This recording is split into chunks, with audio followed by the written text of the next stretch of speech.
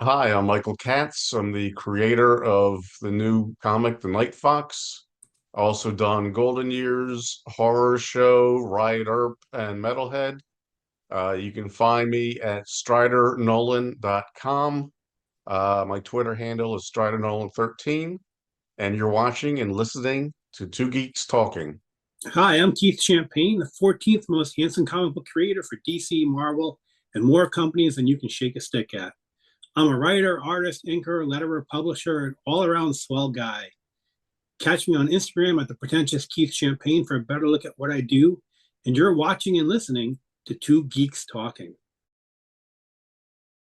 Good morning, afternoon, evening, everyone. Two Geeks Talking is an entertainment industry interview show where we interview the creative people from the comic, film, TV, movie, and video game industries. And of course, I'm your host, Kurt Sasso. We are joined today by two heavyweights in the comic industry when it comes to creativity, art style, lettering, editing, the whole shebang. They've both been on the show in the past. We, of course, joined by the ever-talented Michael S. Katz and Keith Champagne, creating the comic series. Well, the spin-off, I should say, Night Fox, and Keith is creating Punch. How are you both doing today? I'm doing well. I wouldn't consider myself a heavyweight. Keith is. I'm just riding his coattails. I'm definitely no heavyweight, but I'm glad to be on the show today, Kurt. I appreciate it. Well, for those that don't know anything about yourselves as creative people, tell us who you are and what you're bringing to Two Geeks Talking today. I started publishing in 2002 with Strider Nolan Media. We did prose for years, fiction and nonfiction. And then about 4 years ago, I started dabbling in comic books and I released them on Kickstarter. And I think the current one, Night Fox, is my ninth or 10th release. Is it really? Yeah. I have to do the math in my head. I didn't realize you were that deep. Let's see, what's good about me? Not much, really. I started working in 1993 professionally for Marvel and DC Comics, and I've never looked back. Now I'm in my 50s, and I think I should have done something different for a living, but it's too late for me now. In addition to my mainstream work, I got a little publishing company called New Pain Pro, and we've been releasing books every quarter on Kickstarter for the past 3 years. Daybreak, Jump, The Switch Electricia, and we got a new book here called Punch, which stands for Pubescent Undercover Neurodiverse Cryptid Hunters, coming up in just a couple of days on that crowdfunding platform of your dreams. I got to see Night Fox, got to see Punch there. Both very amazing comics and unique comics in the sense of both different genres, although both feel like they're in the superhero vein here. Michael, what led to you to create Night Fox as a spin-off series from Golden Years? Night Fox actually came first. Night Fox I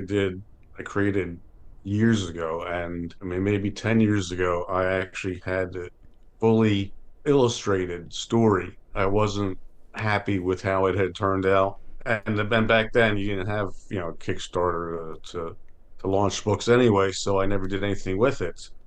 But when I did Golden Years, I decided to throw my Night Fox character in there. It was fun writing him, and I knew that one day I wanted the opportunity to give him his own show. Like, who is the artist of the one that you did 10 years ago? Boy, I can't even remember. There's some guy from Britain, from England. Brian Hitch? Nah. Alan Davis? You got Alan Davis to do that? Yeah, Alan Davis. Alan Davis, I just didn't like his style, so I didn't go anywhere with it. Spin-off series, I think, kind of get a bad rap because everyone thinks that's just, they could be like B stories or secondary stories. And I know your style of writing, you don't do anything half-assed. You definitely put your full effort into everything that you've created here.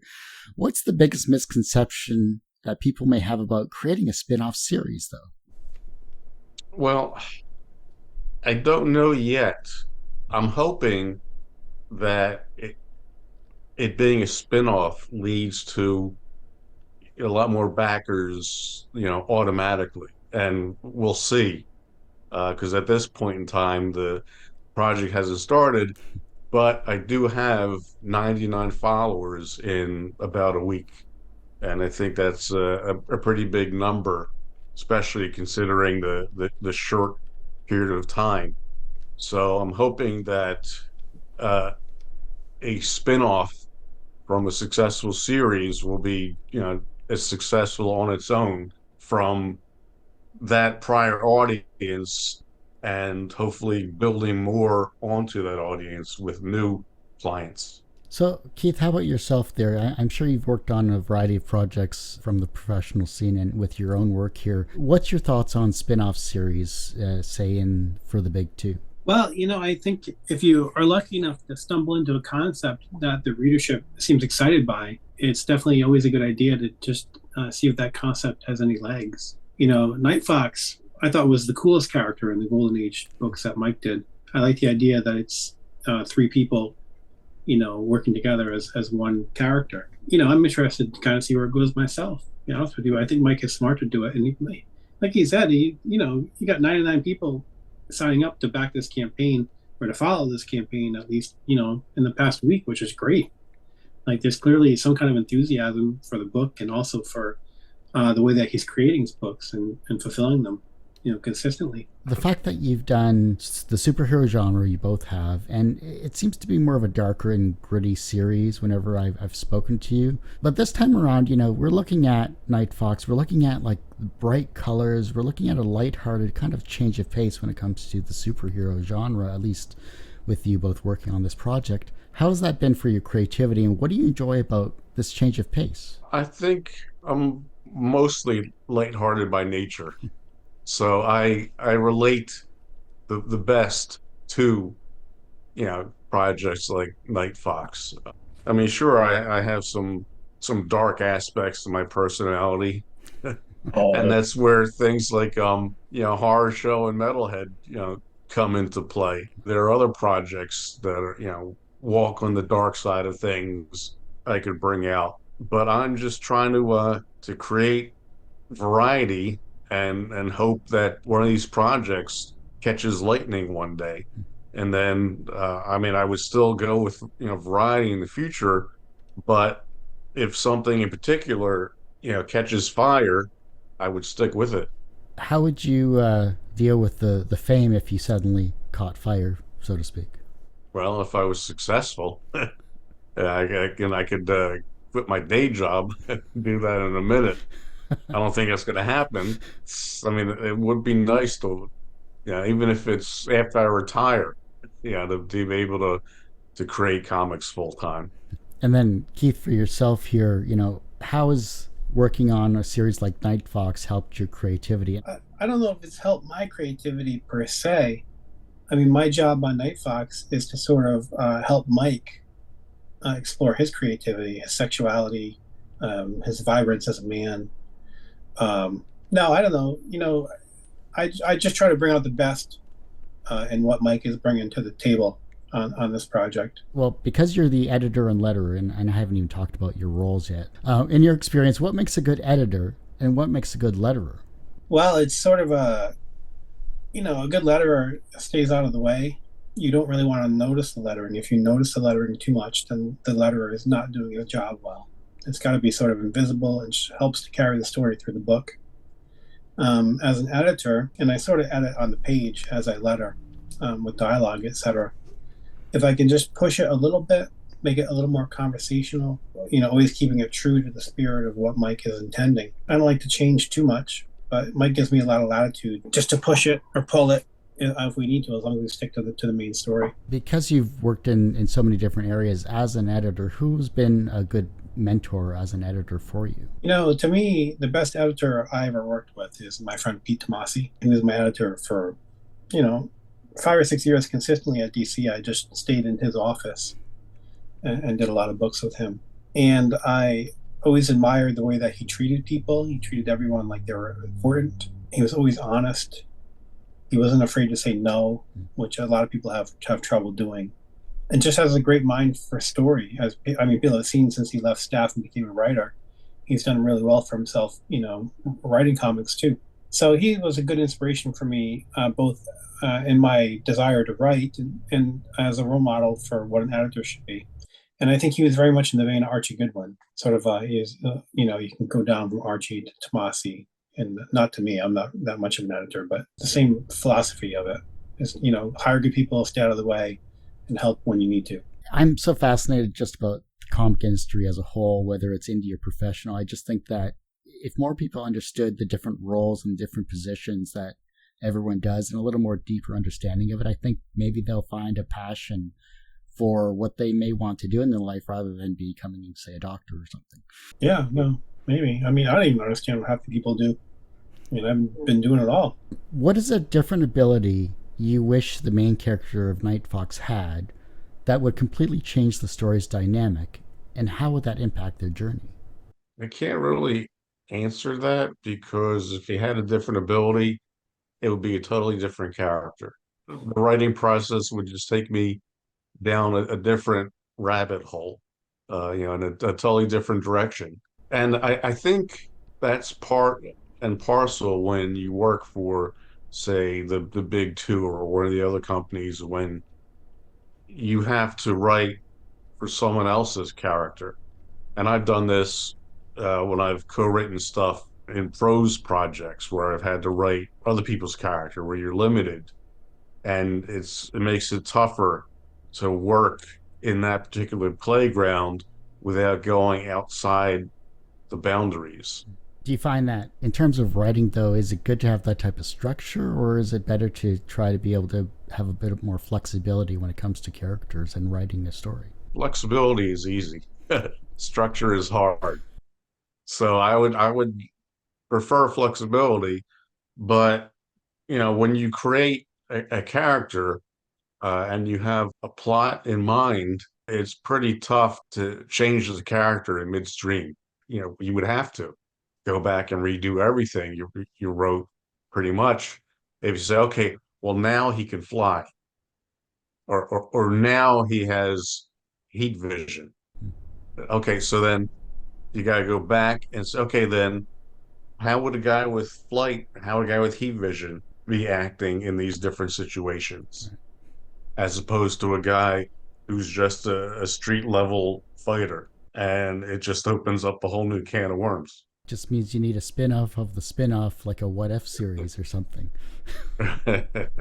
If you had to create a Night Fox Bootcamp to train aspiring comic creators, what would be the 3 most critical exercises or lessons? For comic book creators, I would say the first lesson you got to learn is a discipline, because a lot of times you might not feel creative, or you might not feel like drawing or writing or what have you, but you got to respect the deadline. You got to make yourself work anyway. The second quality I would try to instill in people is discipline. Sometimes you're not going to feel like you want to work. You don't really feel creative, but you got to respect the deadline. You got to get the work done anyway. The third quality I'd like to impose on anyone that goes to my boot camp is discipline. I think it's important to learn to work when you're not feeling creative. You don't really feel like doing the work, but you got to respect the deadline and get the work done anyway. I don't know if I can come up with 3. I think first and foremost is know everything you can about crowdfunding before you start, and learn even more after you've finished, and keep learning, because there's always new stuff when you're dealing with Kickstarter and Zoop and the like, social media like Twitter and Instagram. You're dealing with algorithms. They're so difficult to deal with, and so difficult to get through or go around the system to get noticed, that you need to know anything and everything there is in the crowdfunding playbook that you can sink your teeth into. The fact that you're both running campaigns simultaneously here for 2 separate projects, it's got to be tough, like you mentioned with the algorithm. But what are like 1 or 2 tips you could give someone that is starting their campaign for the first time? Because myself, I'm going to be working on a horror film, which is a completely different medium compared to, say, comic books, but the same concepts would still apply. You're still trying to reach the masses in 30 days or more or less. Well, Keith and I have done cross promotion a few times now, and I think it helps. There's strength in numbers. My visitors, will hear about his book. His visitors will hear about my book, and just hopefully bring fresh sets of eyes to each other's projects. For example, if I give a shout out to my book on Twitter, I'll also try and give a shout out to Keith's book too. For example, your podcast, we invite each other to things like that, just to help us, further get the word out. Well, the advice I usually give to people that are going to crowdfund is to, in terms of comics, to have the book done first before you launch the campaign, because I think it's important to be able to fulfill the projects on time and build trust with your backers.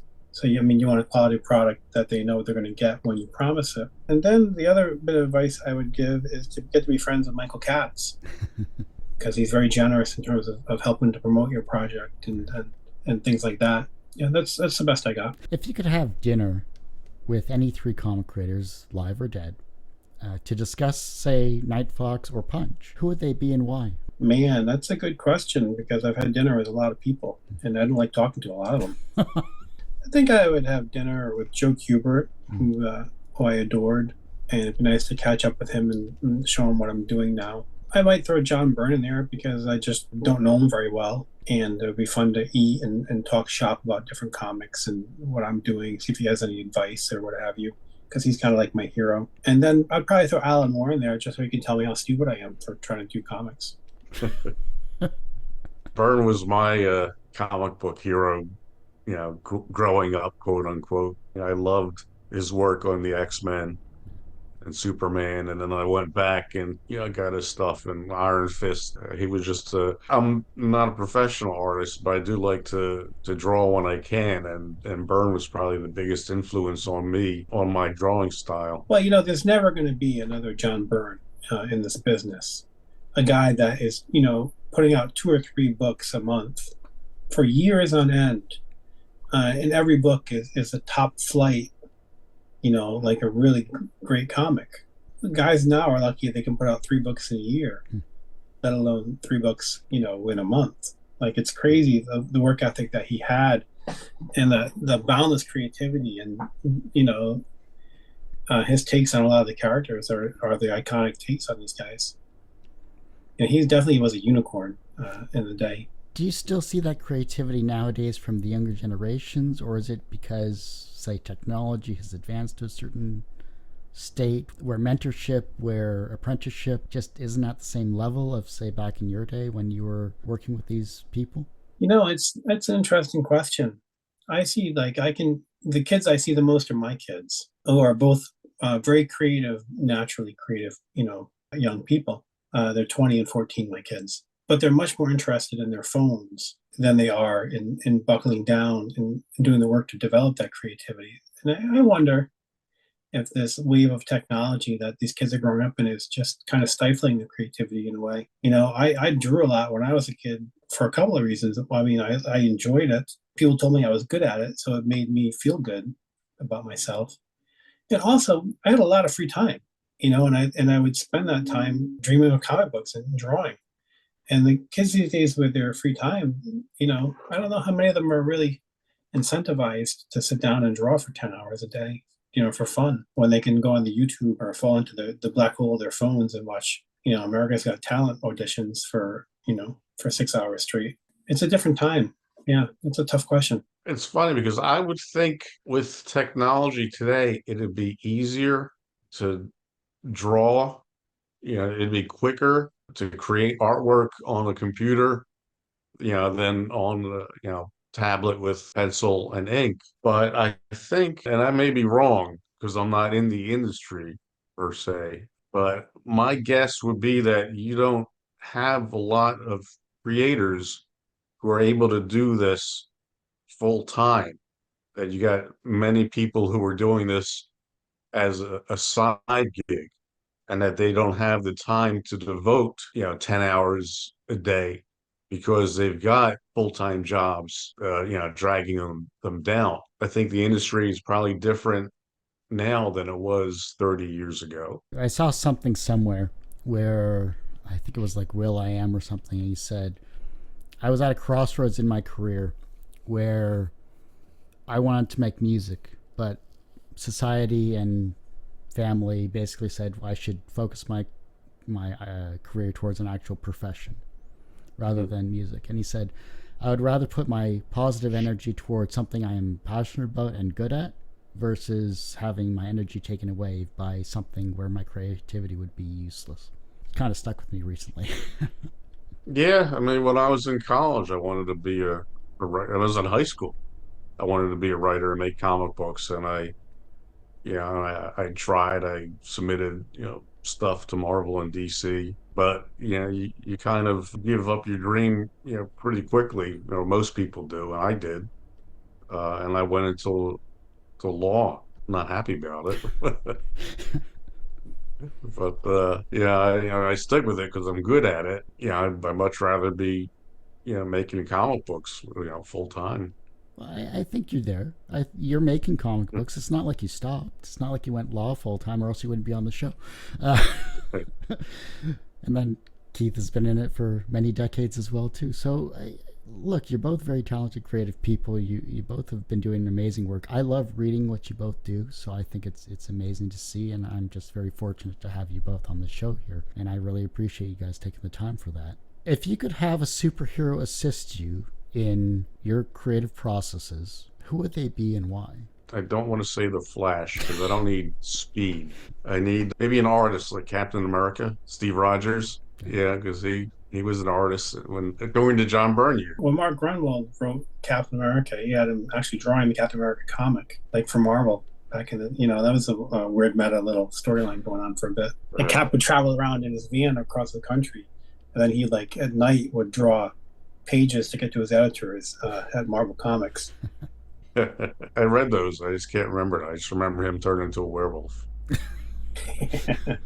For me, I would have Wolverine help because he's the best there is at what he does. There you go. So he must be good at everything, right? And he'd make it a point to the editor, say, no, this is what you need to have on the page. Yeah, he wouldn't take any shit from editor. I'm not changing my story. So who's the team around Night Fox? Well, I'm writing it. Keith is pitching in as editor, letterer, bon vivant. Artist is Joel Souza.